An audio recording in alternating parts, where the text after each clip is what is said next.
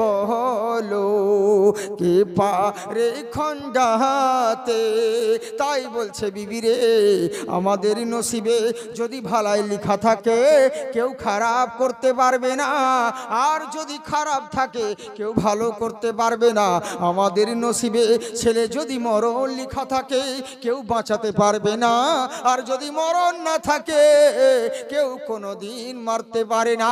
এই বলে বিবির কাছে বাচ্চা দিয়ে আবু তালহা চলো ব্যবসা করতে। সকাল হয়ে গেছে, ব্যবসায়ের দিকে রওনা হলো।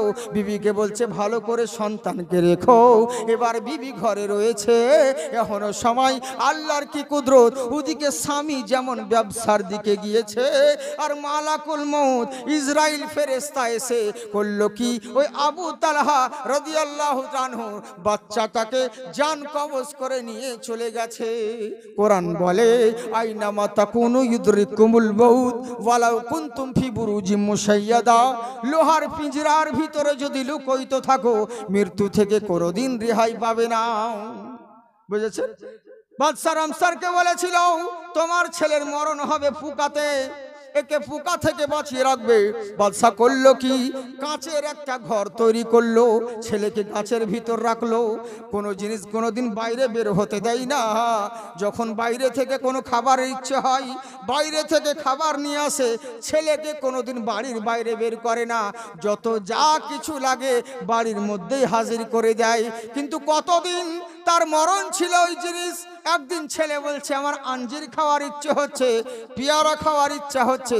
বলে ঠিক আছে বাইরে যেতে পারবে না, পেয়ারা কিনে নিয়ে আসি। যেমন কিনে নিয়ে এসে ছেলের হাতে দিল, ধুয়ে টুয়ে। এবার ছেলে বলছে কাটতে হবে না, আমি নিজেই খাবো। যেমন পেয়ারাটা যেমন মুখে এক কামড় দিয়েছে, দেখছে পেয়ারার ভিতরে পোকা লুকানো ছিল, দংশন করে দিয়েছে, কামড়িয়ে দিয়েছে। লব দিয়ে রক্ত বের হতে লাগলো, রক্ত উঠে মারা গেল।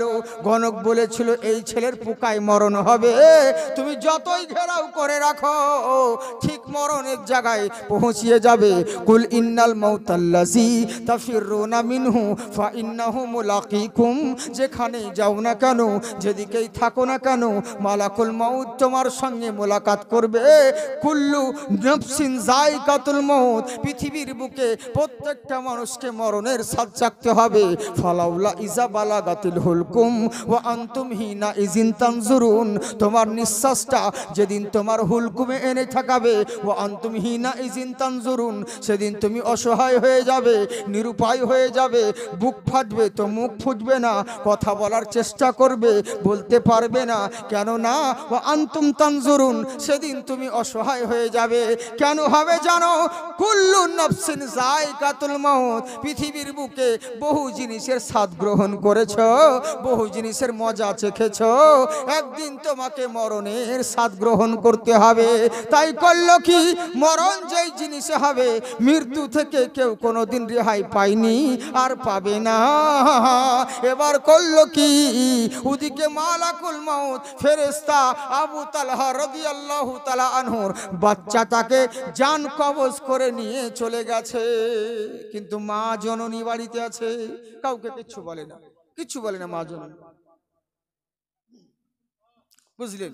কাউকে বলতে আসে না। কি করবে? উনি চাচ্ছেন আমাদের মা যদি হতো তাহলে তো একদম মানে কুকার কান্দারি লাগিয়ে দিত, কাঁদা কাটা। কিন্তু কেমন মা চিন্তা করুন। হ্যাঁ, হাই হরে মা। এদিকে মা বোনেরা নাই নাকি? সব পালিয়েছে মনে হয়। আছে জলসা আছে? ওহো আছে, পর্দাতে আছে মনে হয় ডান সাইডে। হ্যাঁ, হাই রে পর্দা সালা সারা রাস্তা উদাম হয়ে বেড়াবে আর জালসা তলায় পর্দা। বুঝলেন? একে পর্দা বলে না জর্দা বলে? গোটা রাস্তা উদাম হয়ে বেড়াচ্ছে। মৌলবি যে তার হুঁশ নাই, বুঝেছেন? মৌলবি যে তার কোন খোঁজ নাই। যখন ধাক্কা দিতে হচ্ছে কি মৌলবি কি উনি করছে, হ্যাঁ আবার বলে বলি করছে মৌলবি একটু যে রাস্তা দিয়ে যে সেটা গলার সাড়া শব্দ দেয় না। কারণ মৌলবি কি মাইক নিয়ে ঘুরে বেড়া কি অ্যাসিস্ট্যান্ট সামনে নিয়ে মাইকে বলে বেড়াবে সোজা গো মা বহিরা এখন হুঁশ উঠছে যারা উদাম হয়ে আছে থাকো। কেন তোর হুঁশ নাই? মৌলবি কি তোর ভাসুর হয় না শ্বশুর হয় যে মৌলবির সামনে তোকে পর্দা করতে হবে আর কাহুর সামনে নয়? এই তো হচ্ছে আমাদের অভ্যাস, বুঝলেন? যাক দিয়ে তবে আমি মা বোনদের বিরুদ্ধে কথা বলি না, বলবো না। এখানকার মা বোন ভালো। কেন একটা দিন জালসা করতেছে, কেন মেয়েদের বিরুদ্ধে কথা বলবো বলুন? কারণ আমি তো জালসা করে চলে যাব, কিন্তু বিপদে পড়বে এখানকার ইমামগুলো, মৌলবিগুলো। কেন বলেন তো? ওদের ভাত তো মেয়েদেরই হাতে। আপনাদের যখন পালি পড়বে আপনারা তো বাজার টাজার এনে চলে যাবেন, কিন্তু আপনারা কি দিবেন? রান্না বান্না তো ওরাই করবে, রান্না করে ভাত রান্না করে সব ওরাই দিবে। যদি ভাতের তলে বীজ ভরে দেয় তাহলে মৌলবীর আর জালসা করা হবে না, জানাজা পড়তে হবে ভাই। এরই লেগে বলছি মা বোন, তোমাদের বিরুদ্ধে কথা বলি না, তোমরা খুব ভালো গো। ওই আমাদের ওই দিককার মেয়েরা জানো কিছু কিছু এমন বদমাস আছে, বিশাল ব্যাপার গো। হ্যাঁ, কিছু কিছু কথা আমি আপনাদেরকে বলছি, পুরাতন কথা। কেন বলেন তো? তাহলে লোকে বুঝতে পারবেন যে এটা কি, ওইটা ওইটাই নাকি না বা অন্য জুনা। কেউ কেউ মোবাইলে দেখছে হবে জাকির হোসেন চতুর্বেদী, এইটাই তো না অন্য জুনা। ইমালে একটিসি আছে, নকল নাই, অরিজিনালি বটে, বুঝলেন তো? কিন্তু ওই যে আপনাদেরকে বললাম প্রথমে, যেমন শারীরিকের কারণে একটু সমস্যা হয়ে যায়, কোথাও পাগড়ি পরি, কোথাও টুপি পরি, আমাদের কোনো ঠিক নেই। হ্যাঁ, তবে চিন্তার কোনো কারণ নেই, ওইটা অরিজিনালটাই আছে। তবে এখন শরীরের অবস্থার কারণে, ঠান্ডার কারণে আওয়াজ বসে গেছে, কিন্তু আমাদের আওয়াজ বসেছে প্রোগ্রামের কারণে, আপনাদের তো আওয়াজ বসার কারণ নেই, বুঝলেন? তাই হচ্ছে ব্যাপার। তো আমি এরই লেগে কিছু কথা বলছি আপনাদেরকে, যেন বুঝতে পারেন যে হ্যাঁ ওই জাকিরই বটে। আমাদের দিকের মেয়েদের কি বলবো জানেন? আরে রাস্তার ধারে গো টিউবওয়েল আছে, রাস্তার ধারে গোসল করছে। এখন তো বাড়ি বাড়ি গোসলখানা হতে অনেক উপকার হয়েছে, না তো রাস্তার ধারে টিউবওয়েলে গোসল করছে আর মেয়েকে দাঁড় করিয়ে দিয়েছে, বলছে কেউ এলে পরে বলবি বিটি। হ্যাঁ, বলে হ্যাঁ ঠিক আছে। এবার কিড়িং কিড়িং বেলে শব্দ শুনতে পেয়েছে, মেয়েকে বলছে দেখ তো কে আসছে, বলে মা কুতুব চাচা। ও কুতুব আসো গো, তোদের চাচা হচ্ছে। এবার দেখ তোমা কে আসছে, টিউবওয়েলে গোসল করছে রাস্তা ধারে মা, আর বিটিকে বলছে কেউ এলে বলবি। আবার বলছে দেখ তোমাকে, বলে মা সেরাজুল। ও সেরাজুল ওই দেওয়ান পাড়ার তোর দাদু হচ্ছে, আসুক গো, অসুবিধে নাই, ঘরের লোক। আর একবার দেখ তোমা কে আসছে, যেমন বলেছে মা মৌলবি সাহেব, ইমাম সাহেব, তেমনি তাড়াতাড়ি কাপড় কেমনি করে ঢাকছে। কেন রে, আমরা কি তোর ভাসুর হই যে দেশের লোককে উদাম করে দেখাবি আর মৌলবীর সামনে পর্দা করবি? ওকে পর্দা বলে না, ওকে পর্দার নামে জর্দা বলে। বলে না আচ্ছা বলুন, একে পর্দা বলে? আচ্ছা বলুন তো দেখি, 60-70 বছরকার নানি বুড়ি, হ্যাঁ 60-70 বছরকার নানি আর 16-17 বছরকার নাতনি, দুজনেই রাস্তায় যাচ্ছে। পর্দা জরুরি কার বেশি, নানির না নাতনির? পর্দা কার দরকার? নাতনির দরকার, বুঝলেন? কারণ ও বুড়ি যদি আমাকে 1000 বার আই লাভ ইউ বলে আমার কিচ্ছু হবে না, আর ওকে বলতেও মন চাইবে না আমার। তোর নাতনির পর্দার দরকার, নাতনিকে উদাম করে নিয়ে যাচ্ছে। আর এই বুড়ি 60-70 বছরকার বুড়ি বোরখাকে মাথায় করে নিয়ে এমনি করে বলেছেন, ন্যানো গাড়ির মতন শুধু ইন্ডিকেটার বের করে পিট পিট পিট করে হাঁটছে। ওকে পর্দা বলে? রসগোল্লা উদাম করে নিয়ে বেড়াচ্ছ, আর আলকাতরা কিনে এমন পর্দা দিয়েছো যে ছেনি হাতুড়িতে ঠুকতে হচ্ছে। ওকে পর্দা বলে না, পর্দার নামে জর্দা হয়। মা বোন তোমরা রাগ করিও না, ও আমাদের দিকের মেয়েদের কথা বলছে। তোমরা ভালো গো, তোমরা ভালো, তোমরা রাগ করো না। তবে তোমাদের উপর অবদান বেশি আমারই রয়েছে, কারণ আজকে যে তোমরা টাকা পাচ্ছ 1000 টাকা করে, এগুলো আমার কারণেই পাচ্ছ। কারণ আমি বহু জালসায় লক্ষ্মী ভান্ডারের ব্যাপারে বহুত কিছু কথা বলেছিলাম। তো যাকে, তবে তোমাদের কাছে অনুরোধ থাকলো, তোমরা একাই খেও না, কিছু টাকা তোমার স্বামীদেরকে দিও গো। কোনোদিন বললা না মাথার ঘাম পায়ে ফেলে তোমার স্বামীরা ইনকাম করে তোমাদের হাতে দিচ্ছে, আর তোমরা কোনোদিন একবার বললা না গো কুদ্দুসের বাপ লাও গো, 1 মাসের বেতন লাও গো, কিছু খেও, কোনোদিন বললা না, নিজেই একাই খেলা। এরকম করিও না শোনা, স্বামীকেও দিবে, 11টি মাস খাবে, একটা মাসের মানে লক্ষ্মী ভান্ডারের টাকা তোমার জালসায় হোক, তোমার মসজিদে হোক, তোমার ঈদগাহতে হোক, তোমরা দান করবে। আল্লাহ যেন সকলকে কবুল করে, বুঝছেন বাবজি সোনামুখী আমার। তো ওই রকম মা কেমন চিন্তা করুন, আমাদের মা আর সেই মা কেমন। মা জননী আমার, ছেলে মারা গিয়েছে, কান্না করে না, কাউকে বলে না, সন্তান হারা মা জননী আমার কিচ্ছু বলে না। মনে কষ্ট হচ্ছে, কিন্তু কি করব রে, আল্লাহর কপালে যেটা লিখেছে সেটা হতেই হবে, কে রদ করবে? মনের ভিতর দুঃখ রয়েছে, কিন্তু কান্না করে না, বুক ফেটে যাচ্ছে, সন্তানকে জড়িয়ে ধরে অন্তর কাঁদছে। হাজার হলেও মা, মার মতন কেউ হয়নি আর হবে না পৃথিবীর বুকে। প্রত্যেক ভালোবাসার পিছনে স্বার্থ আছে, কিন্তু মা আর ছেলের ভালোবাসার পিছনে কোনো স্বার্থ থাকে না। মা নিজের কলজের টানে আপন সন্তানকে ভালোবাসে। জেনে রাখো, প্রত্যেক ব্যবসার জন্যে একটা পুঁজির দরকার হয়, আর মা মানুষের জিন্দগির জন্য পুঁজি হলো নিজের বাবা মা। যার বাপ মা নেই, লক্ষ কোটি টাকা থাকতে পারে, তার জিন্দগির কোনো মূল্য নেই। মা হলো খুঁটি আর বাবা হলো ছাদ, দুটোর মধ্যে যদি একটাও না থাকে তাহলে বাড়ি ঘর বাদ। কেমন মা চিন্তা করুন, 10 মাস 10 দিন মায়ে গর্ভে দিচ্ছে ঠাই, রক্ত মাংস খাইয়া মায়ের ভবে আইলাম ভাই, ভূমিষ্ঠ হইয়া আমি উঠিলাম কান্দিয়া, শান্ত করিল মায়ে বুকের দুগ্ধ দিয়া। ওরে সন্তানেরই প্রসব হলে বুক ভেসে যাই নয়ন জলে রে, ও মা সন্তানের লইয়া কোলে ভুলে প্রসব যন্ত্রণা, দুঃখের দরদি মা জনম দুঃখিনী মা, দুঃখের দরদি আমার জনম দুঃখী মা। মাকে ভালোবেসে বলে সুবহানাল্লাহ। মার মতন কেউ হয়নি আর কেউ হবে না। দাঁত থাকলে দাঁতের মর্ম বোঝেন না, কিন্তু যেদিন চলে যাবে সেই দিন বুঝতে পারবেন দাঁত কেমন জিনিস। তো মা বাপ রয়েছে বলে অবহেলায় কাটাচ্ছেন, একদিন বুঝতে পারবেন মার মতন কেউ দরদি হবে না। হাতে পায়ে তেল মাইখা মা দিল শক্ত করি, পেশাব পায়খানা আমরা মায়ের কোহলে করি, তবু না মা রাগ হইল, ভিজল গুয়ে মুতে আমার শুকাই রাখিয়া মা থাকলো ভিজাতে। আবার অসুখ হলে দেখি চাইয়া আমার মা রইছে বিছানায় পইরা রে, বলে আমায় আল্লাহ যাও গলায় আমার সন্তানের নিও না, দুঃখের দরদি মা জনম দুঃখিনী মা, দুঃখের দরদি আমার জনম দুঃখী মা। মোহাব্বতে সুবহানাল্লাহ বলেন। মা কেমন জিনিস দেখুন, একটি বার সুবহানাল্লাহ বললে আমার আল্লাহ 80টি করে নেকি দান করবে। মা কেমন জিনিস, আহারে মা জননী।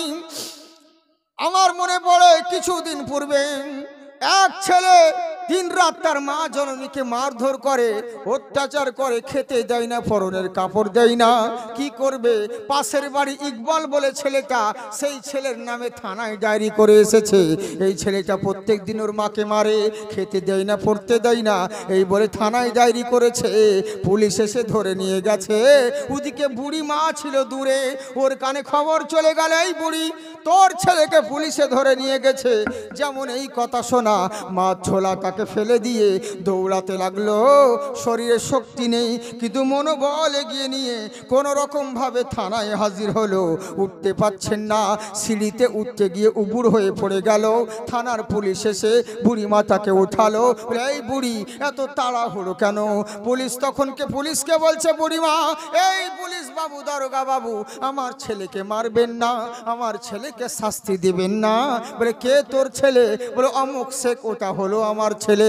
তখন পুলিশ বলছে, বেশ করেছি, ওকে উচিত শিক্ষা দিব, ও তো ওকে শায়েস্তা করব, তারপরে ওকে ছাড়বো। কারণ ওই ছেলে তোকে মারধর করে, খেতে দেয় না, পড়তে দেয় না, ওই ছেলেকে শাস্তি দিব, তারপরে ছাড়বো। পুলিশের পা দুটো ধরে নিয়েছে। বুড়িমা বলছে, দারোগা বাবু আপনার পা দুটোকে ধরে বলি, আমার ছেলেকে মারবেন না, আমার সন্তানকে মারবেন না। তখন পুলিশ বলে উঠলো, বুড়ি রে তোর ছেলে তোকে প্রত্যেক দিন আঘাত করে, মারধর করে, খেতে দেয় না, পরনের কাপড় দেয় না, আর ওই ছেলের লেগে এত আবদার করছিস কেন, এত মায়া করছিস কেন?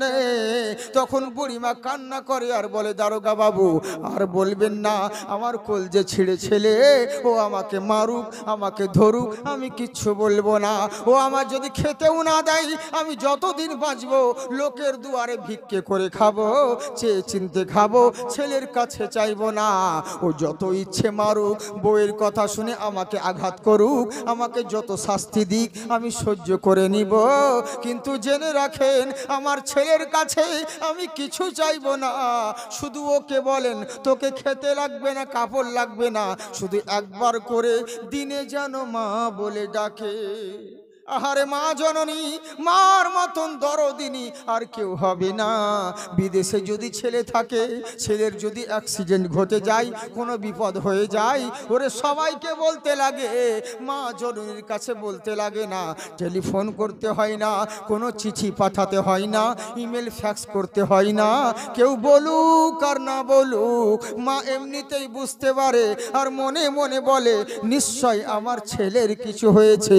একেই বলে বলে মা, ওরে বিদেশে বিপাকে গোজার সন্তান মারা যায়, দেশের লোকে না জানিতে আগে জানে মাই। লজ্জাপতি গাছের পাতা টোটা দিলেই মরে, সন্তান হারামার কলিজা ছটপট ছটপট করে। কারো অন্ধ আতুর ল্যাংড়া খোড়া হইলে কারো ছেলে, ধুলা ঝাইড়া মায়ে আপন টান দিয়া লয় কোলে। কারো পুত্র যদি কুপুত্র হয় মায়ে নাহি ফেলে, হাজার দোষ রাখিয়া গোপন মায়ে তবু পালে। ওরে মানুষই যে ভেবে বলে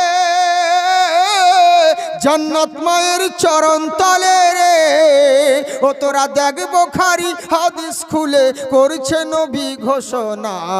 দুঃখের দরদি মা জনম দুঃখিনী মা, দুঃখের দরদি আমার জনম দুঃখী মা।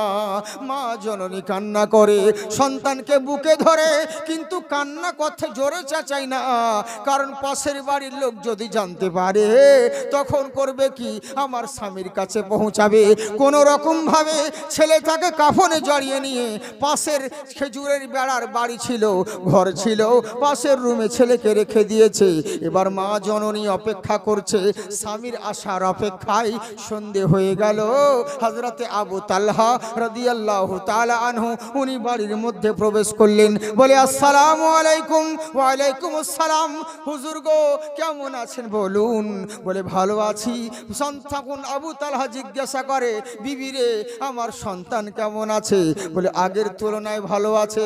বলে সন্তানকে দেখি। বলে এত দূর থেকে কষ্ট করে এসেছেন, চলুন হাত পা ধোন, ফ্রেশ হয়ে যান, একটু খাওয়া দাওয়া করেন, বিশ্রাম নিন, ছেলে এখন ঘুমোচ্ছে। বলে ঠিক আছে। আবু তালহা করলো কি, গোসল করে নিয়ে খাওয়া দাওয়া করে নিল। খাওয়া দাওয়া করার পরে বলছে সন্তান যখন ঘুমোচ্ছে আমি আর কি বিরক্ত করব। স্বামী আর স্ত্রী দুজন মিলে ঘরের ভিতরে ঘুমিয়ে পড়লেন। যুজ্ঞিনা লিন্নাসে হুব্বুশ শাহাওয়াতি মিনান নিসা, মার বুকে বাবা আর বার বুকে বাবা, বাবার বুকে মা, স্বামী স্ত্রী দুজনের মিলন সংস্পর্শে মহান আল্লাহ ওই রাত্রিতে দুজন মিলে এরা স্বামী স্ত্রীতে মিলন ঘটিত হলো। আল্লাহর কুদরত, এরা স্বামী স্ত্রীতে সংস্পর্শে থাকলো। সকাল হয়ে যাওয়ার পরে গোসল করে নিলেন।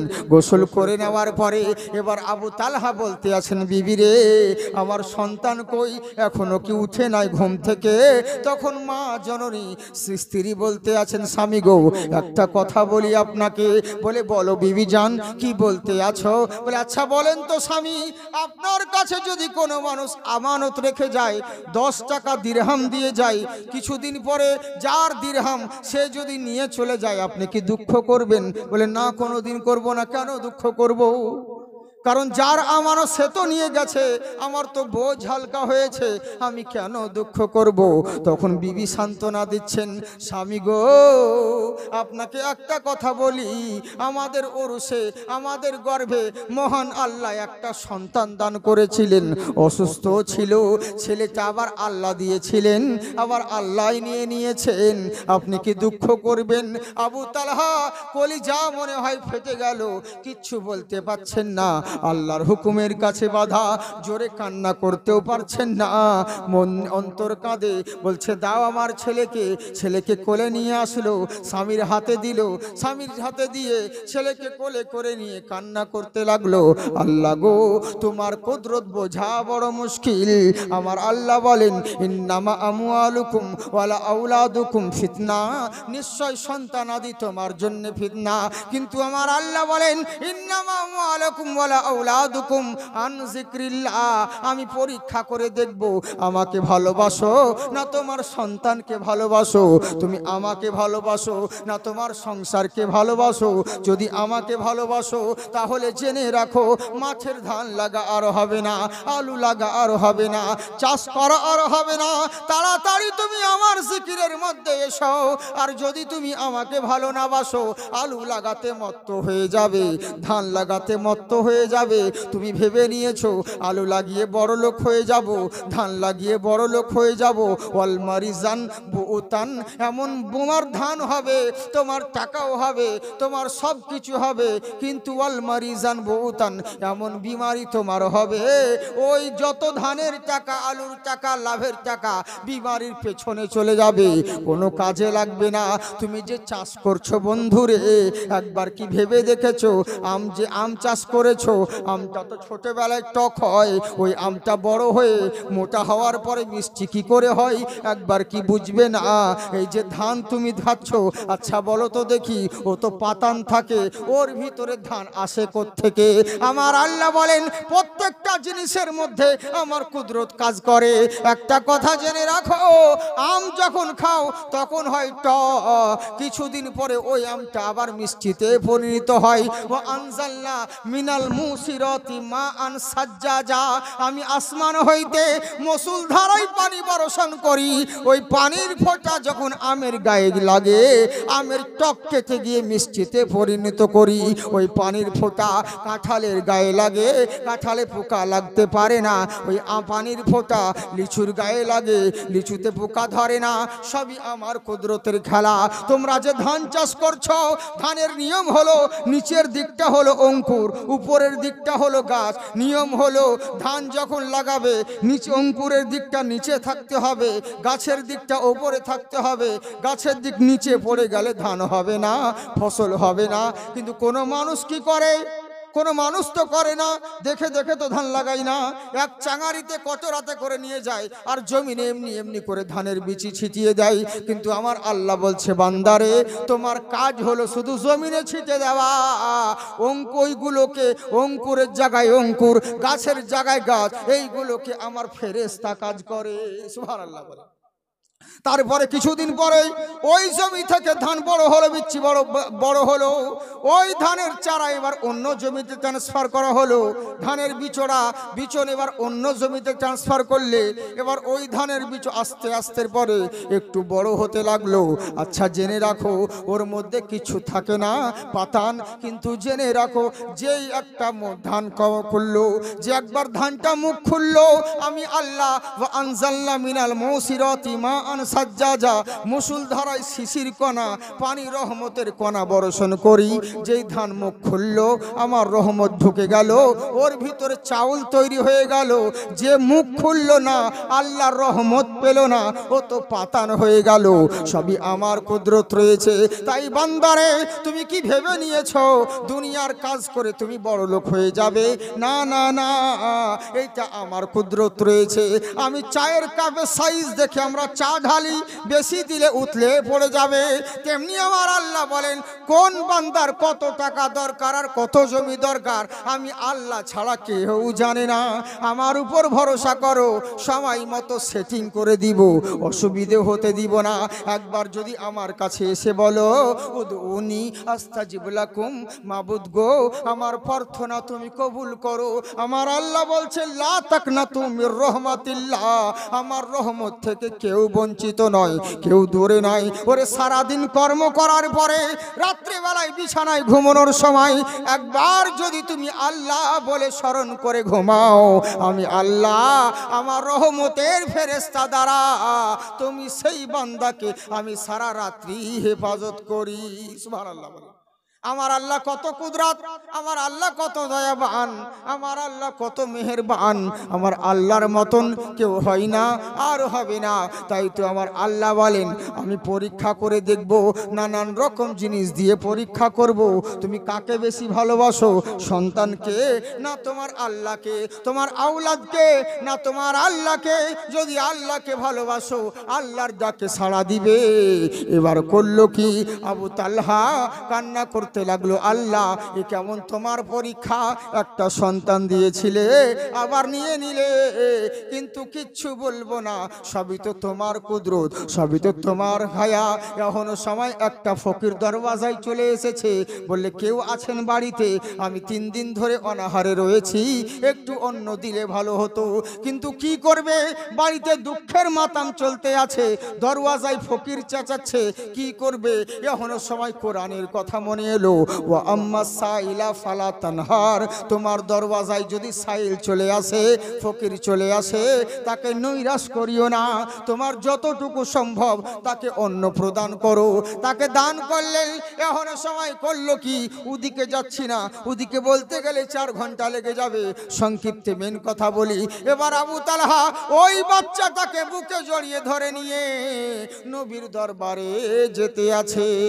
নানান জনা নানান ভাবে নানান রকম নানান সাজে গাইছে আমার মন, দুনিয়াতে হবে না মোহর নবীজির মতন। সুবহানাল্লাহ বলেন।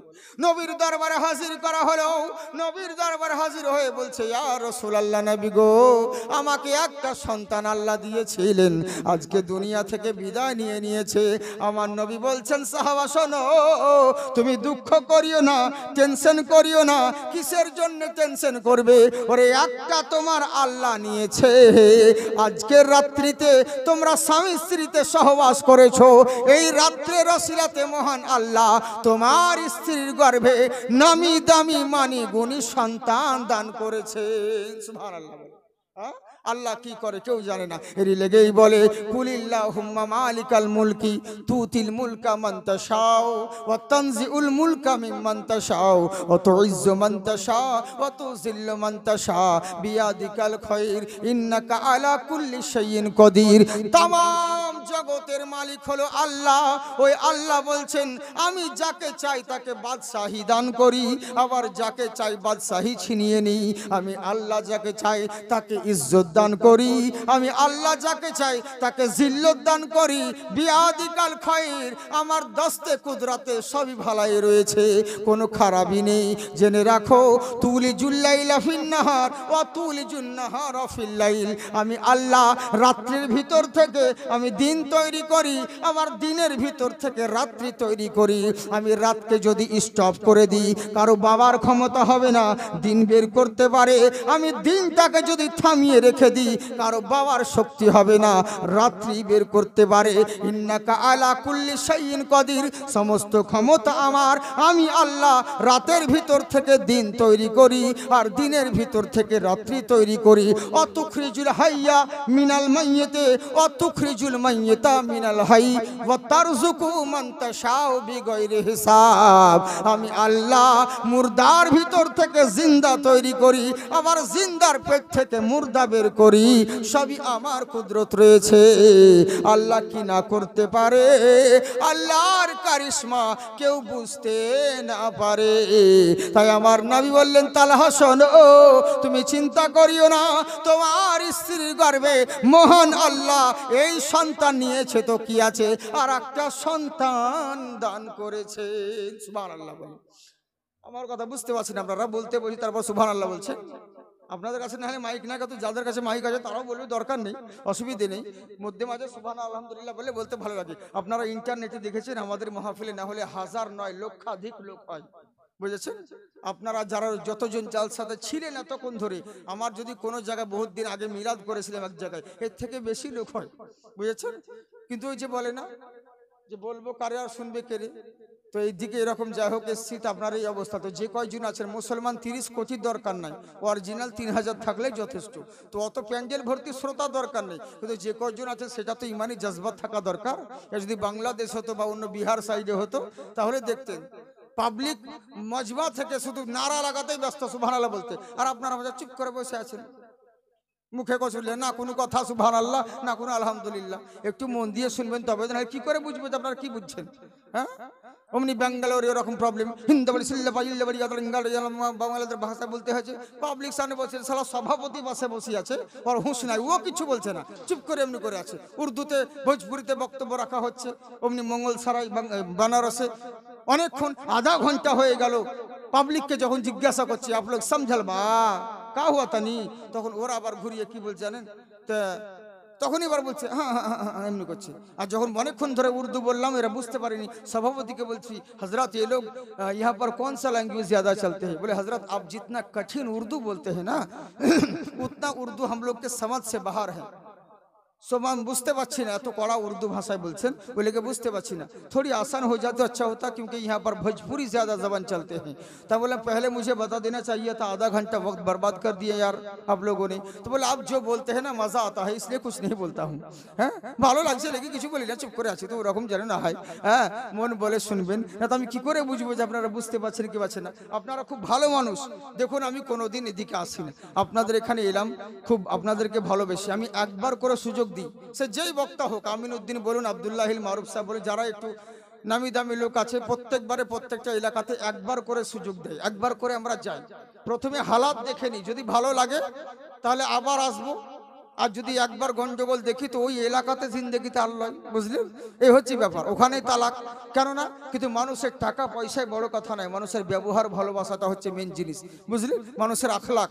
অতএব আর জবানের দাম দেওয়া হচ্ছে উস্কাদ, জবানের দাম যদি দিতে না পারো তাহলে ও আবার আলিম কিসের, বুঝলেন তো, ও আবার আলিম কিসের যদি জবানের দামই দিতে না পারলো। তো অতএব আমার একটা উদ্দেশ্য কি জানেন, আমার যতই শরীর খারাপ হয়, কাউরির যদি দাওয়াত নিয়ে থাকি নিব না, প্রথমে বলে দিই যাব না, কিন্তু অভ্যাস আমার একটা আছে।